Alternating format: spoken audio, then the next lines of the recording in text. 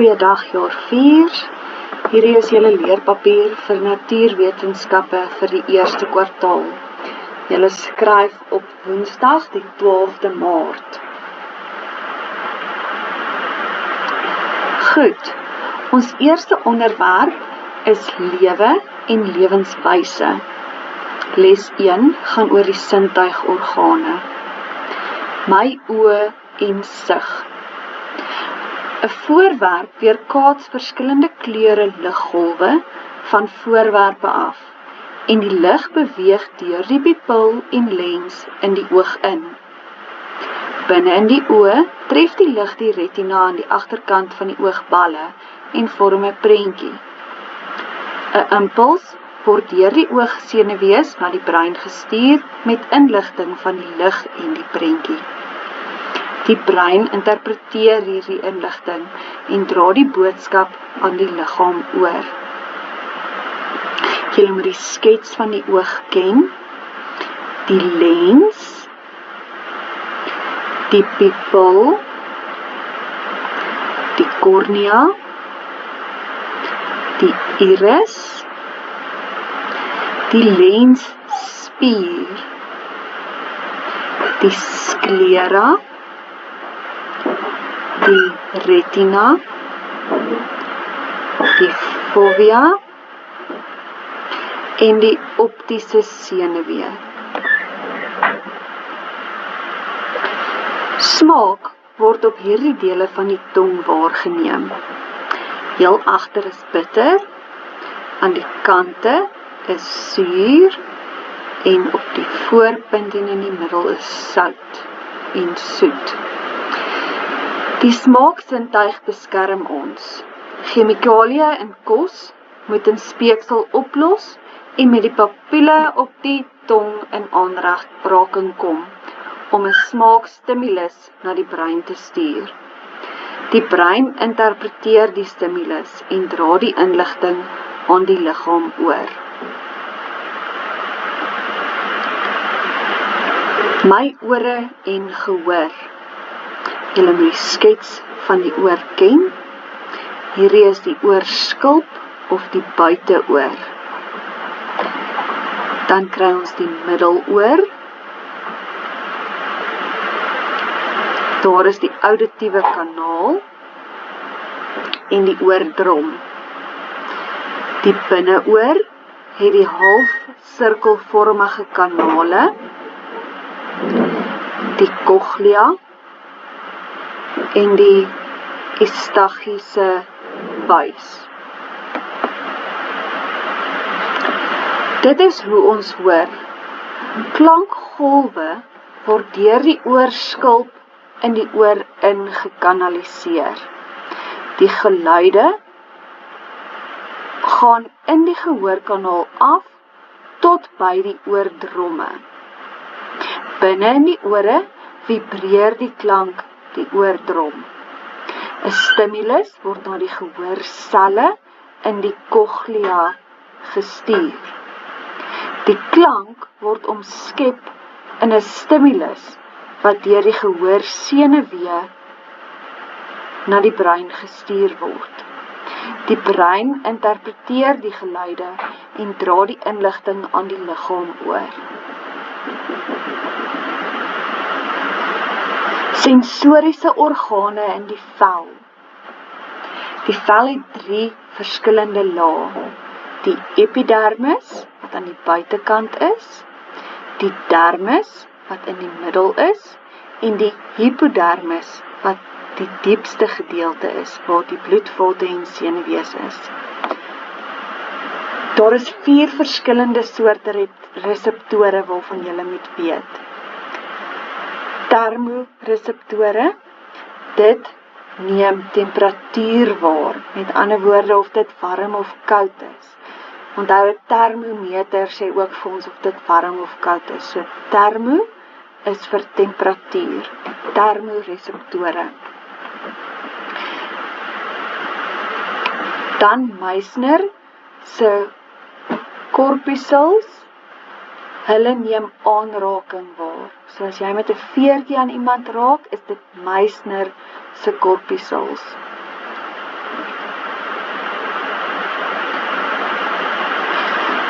Dan, die wat pyn waarneem, is die nociceptore. Pacini corpuscles is wat drukking kan voel.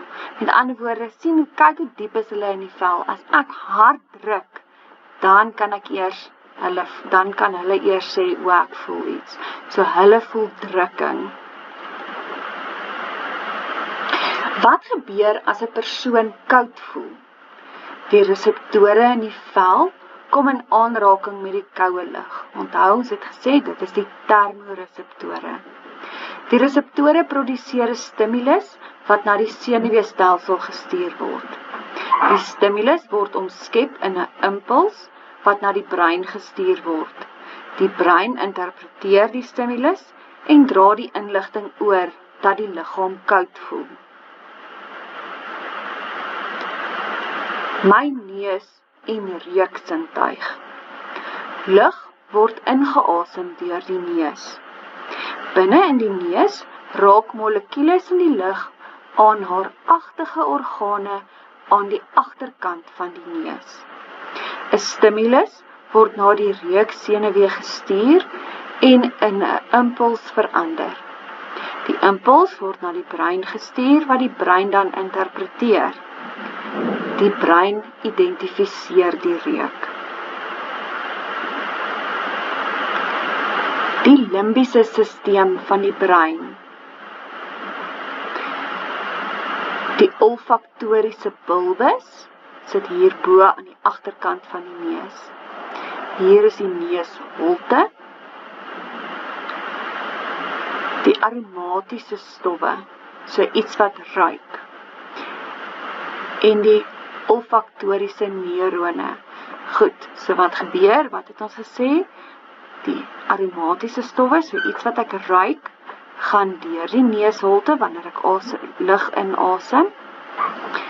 Die olfaktoriese neurone kry dan daai stimulus. Dit word na die olfaktoriese bulbus gestuur, wat dan gestuur word na die brein en spesifiek na die limbiese stelsel van die brein. Les 2. Die spier-skeletstelsel. Komponente van die spier-skeletstelsel. Daar is 5. Spiere, bene, kraakbeen, senings en ligamente. Spiere laat ons toe om te beweeg, omdat hulle in staat is om saam te trek en te ontspan. Bene bied ondersteuning en help om die vorm van die liggaam te vorm. Die plek waar bene bymekaar kom, word 'n gewrig genoem. Dink aan jou knie of ellebooggewrig of jou vinger- en toongewrigte. Kraakbeen is styf, maar tog buigsaam en word tussen bene in gewrigte en tussen die ribbes en borsbeen aangetref. Dit vorm ook die ore, neus en bronchiale buise en vorm skyfies tussen die bene van die ruggraat. Senings heg spiere aan die been met sterk bande. Jy kan sommige van die senings in jou liggaam voel, byvoorbeeld agter jou enkel, wat ons die Achillessening noem. Ligamente kom tussen bene by gewrigte voor en hou bene in die gewrig bymekaar. Ligamente is uiters sterk. Komponente van die spier-skeletstelsel. Ons het gesê daar is spiere, daar is kraakbeen, onthou ons het gesê daar by die borsbeen, tussen die borsbeen en die ribbes. Dan is daar bene, ligamente wat die bene aan mekaar vasheg by die gewrigte. En dan is daar senings wat die spiere aan die bene vasheg. Die komponente van die spier-skeletstelsel bring beweging voort. Met ander woorde, ons het al hierdie komponente nodig om te kan beweeg. Basiese definisies van die konsepte. Spiere is 'n elastiese weefsel wat ons bene trek wanneer ons beweeg. Die skedel is die been wat die brein en sintuigorgane beskerm. Die ruggraat, die reeks wervels wat van die skedel tot by die bekken strek. Ribbes is die geboë bene van die bors wat aan die ruggraat verbind is. Ledemate, 'n arm of 'n been van 'n persoon of 'n dier. Skouer is die boonste gewrig van 'n persoon se arm en die deel van die liggaam tussen hierdie en die nek. Gewrigte, waar twee bene ontmoet. Die heupgordel is die beenstruktuur wat die onderste ledemate ondersteun. Die bekken of pelvis, die groot beenraam waar die bene vasgeheg is. Die doel van die spier-skeletstelsel, daar is 5. Spierweefsel is verantwoordelik vir beweging van die liggaam. Die spiere trek saam en verleng sodat die liggaam kan beweeg. Die bene van die skelet bied 'n raam waaraan spiere kan heg, sodat beweging moontlik is. Die skelet gee vorm en ondersteuning aan die liggaam. Die bene van die skelet beskerm ook die liggaam, veral die sagte organe soos die hart, longe en brein. Les 3. Menslike voortplanting. Manlike voortplantingsorgane. Dit produseer geslagshormone en gamete. Dit lewer gamete aan die vrou. Die volgende skets is belangrik. Daardie buis word die vas deferens genoem. Aan die buitekant is die penis. Binne in die penis is die uretra. Dan vind ons die testis wat binne die skrotum is. Die testis en skrotum. Tydens puberteit stel die twee testis testosteroon vry, wat dan die produksie van sperma veroorsaak. Die twee testis is elk vervat in 'n sakkie vel wat die skrotum genoem word. Die skrotum verseker dat die testis op 'n konstante temperatuur van 35°C gehou word, wat die temperatuur is waarteen sperm geproduseer word. Die spermkanaal of die vas deferens. Die spermkanaal dra die sperm van die testis na die uretra in die penis. So hierdie buis wat van die testis af kom, gaan dan na die uretra. Die penis. Die penis is die eksterne geslagsorgaan. Die penis lewer die sperm tydens ejakulasie aan die serviks af. Uretra. Die semen beweeg deur die uretra na buite tydens ejakulasie. Die urine gaan deur die uretra tydens urinering, maar die semen en urine beweeg nie terselfdertyd deur die uretra nie. Die vroulike voortplantingsorgane. Die vroulike voortplantingsstelsel produseer geslagshormone en gamete. Ondersteun embrio of fetus tot geboorte. Dit produseer melk vir die baba na geboorte. As ons na die skets kyk,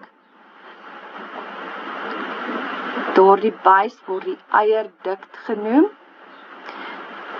Die holte is die uterus. Hierdie is die eierstok, die cervix en die vagina. Die vagina is 'n buis wat die baarmoeder met die buitekant van die liggaam verbind. Tydens omgang dien die vagina as 'n kanaal vir die penis om in te pas, om sperm af te lewer. 1 keer per maand, tydens menstruasie, verlaat die menstruele bloed die liggaam deur die vagina. Dit is ook die geboortekanaal tydens die bevalling, wanneer dit strek om die baba deur te laat. Die baarmoeder. Die baarmoeder is 'n hol orgaan met uiters sterk spierwande wat 'n baba kan dra en beskerm. 2 eierleiers of die fallopiese buise aan die bokant van die baarmoeder verbind dit met die eierstokke. Die onderste nek van die baarmoeder word die cervix genoem, wat styf gesluit is om die binnekant van die baarmoeder te beskerm. Die eierstokke of ovum. Daar is 2 eierstokke aan weerskante van die baarmoeder. Hulle produseer estrogen en bevat die eierselle. Elke maand maak die eierstokke beurte om 'n volwasse eiersel te produseer. Dit word ovulasie genoem. Die eierleiers of fallopiese buise. Die baarmoeder en eierstokke word verbind deur 'n paar spierbuise wat die eierleiers of fallopiese buise genoem word. Die volwasse eiersel beweeg in hierdie buise na die baarmoeder. Bevrugting vind plaas in die eierleier. Stadiums van voortplanting. Prosesse wat tydens voortplanting plaasvind. Hierdie prosesse vind in fases plaas. Die voortplantingssiklus. Die vroulike voortplantingssiklus herhaal elke 28 tot 30 dae om 'n eiersel vry te stel wat bevrug moet word as sperm teenwoordig is. Hierdie siklus sal vir baie jare herhaal word, van puberteit tot menopouse, wanneer die voortplantingssiklus tot 'n einde kom. Die prosesse wat plaasvind sal verskil afhangend van of die eiersel bevrug is of nie. Na ovulasie, as bevrugting nie plaasgevind het nie, herstel die voortplantingsorgane deur menstruasie om die proses weer te begin. Ovulasie.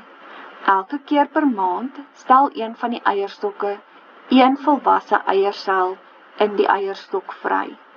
Hierdie proses word ovulasie genoem. Terselfdertyd verdik die baarmoederwand en ontwikkel ekstra bloedvate. Dit is ter voorbereiding vir die moontlike inplanting van 'n bevrugte eier. Menstruasie.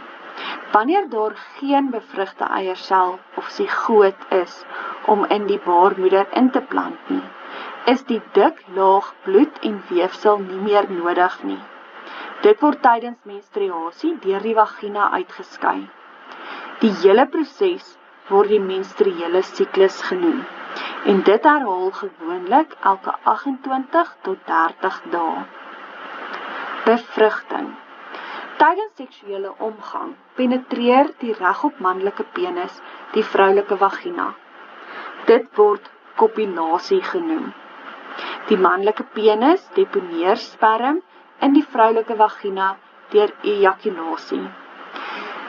Daar kan miljoene spermselle in een ejakulasie wees, maar slegs een sal die buitenste membraan van die eiersel kan binnendring. Na ejakulasie in die vagina swem die sperm in die cervix en deur die baarmoeder na die eierstokke.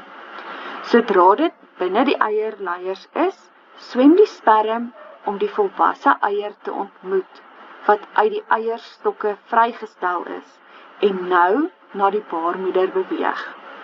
Een spermsel grawe in die oppervlak van die eiersel en slegs die sperm se kop kom binne. Die stert bly buite. Sodra een sperm die buitenste laag binne gedring het, verander die oppervlak van die eiersel en sal daar nie meer sperm ingelaat word nie. Hierdie proses word bevrugting genoem en dit vind plaas in die buitenste deel van die eierstok en nie in die baarmoeder of vagina nie. Swangerskap en geboorte. Swangerskap begin die oomblik dat die vroulike eiersel deur die manlike spermsel bevrug word. Dit word dan 'n sigoot genoem. Die sigoot sal dan begin verdeel en groei soos dit in die eierstok afbeweeg.